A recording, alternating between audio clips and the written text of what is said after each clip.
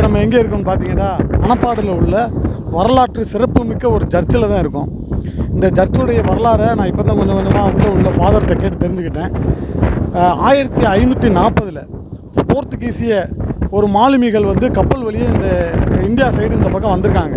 இந்த மணப்பாடுடைய பேக்ரவுண்டு கடலில் வந்திருக்காங்க.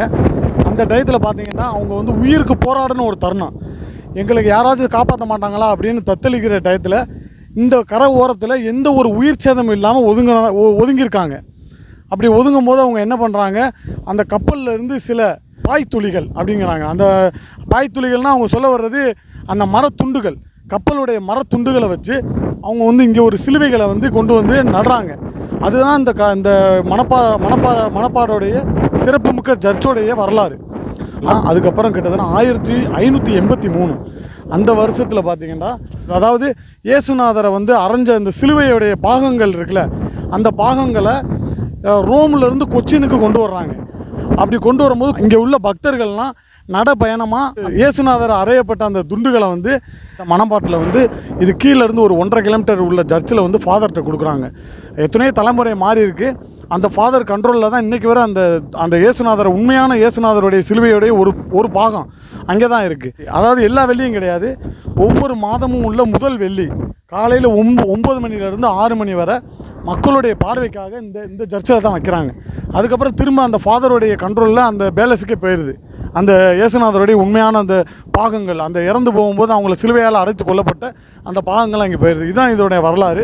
அதே மாதிரி இங்கே வந்து சில படங்கள்லாம், நிறைய படங்கள் எடுத்துருக்காங்க. சிங்கம் 2 படமாக இருக்கட்டும், கன்சிகா முட்வானி, அதே மாதிரி சூர்யா நடித்த அந்த படத்தில் வந்து இங்கே வந்து முக்கியமான சீன்கள் எடுத்திருப்பாங்க. அதே மாதிரியா பார்த்திங்கன்னா இயற்கை படத்தில் ஷாம் அருண் விஜய் அவங்க லாஸ்ட்டு கட்டத்தில் மட்டும் இல்லை, இதில் முக்கால்வாசி சீனில் வந்து இந்த சர்ச்சை காமிச்சிருப்பாங்க.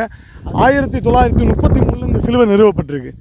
இந்த சிலுவை வந்து இந்த சர்ச்சுக்கு ஆப்போசிட்லேயே இருக்குது. ஒவ்வொரு சினிமாவிலையும் இந்த சிலுவையை வந்து நீங்கள் பார்க்கலாம். இது ரொம்ப பிரம்மாண்டமான ஒரு இடம். ஆப்போசிட்டில் பார்த்தீங்கன்னா இந்த மணப்பாட்டில் இருந்து ஆப்போசிட்டில் உடன்குடி மின் நிலையம்னு ஒன்று இருக்குது. அது வந்து கடல் வெளியே கிட்டத்தட்ட கடலுக்குள்ளே ஒரு 10 கிலோமீட்டருக்கு உள்ளே வர போய் அந்த மின் நிலையத்தை உருவாக்கி வச்சுருக்காங்க. எல்லாமே பார்க்க பிரம்மாண்டமாகவும் அழகாகவும் இருக்குது. இந்த இடத்த வந்து நீங்கள் மிஸ் பண்ணிடாதீங்க. இயற்கை படத்தில் மோஸ்ட்லி சீன் ராமேஸ்வரத்தில் எடுத்திருந்தாலும் சில முக்கியமான சீன்கள் வந்து எடுக்கப்பட்ட இடம் இந்த சர்ச்சு தான்.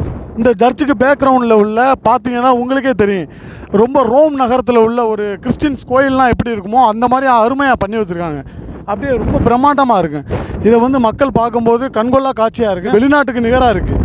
எங்கே நம்ம ரோம், சுவிட்சர்லாந்து, நெதர்லாந்து, அயர்லாந்து எங்கே போனாலும் இந்த மாதிரி ஒரு இடத்த நம்ம பார்க்க முடியாது. முடிஞ்ச பட்சம் தமிழ்நாட்டில் உள்ளவங்க இந்த மணப்பாடுக்கு வந்து விசிட் பண்ணுங்கள், என்ஜாய் பண்ணுங்கள். நன்றி, வணக்கம்.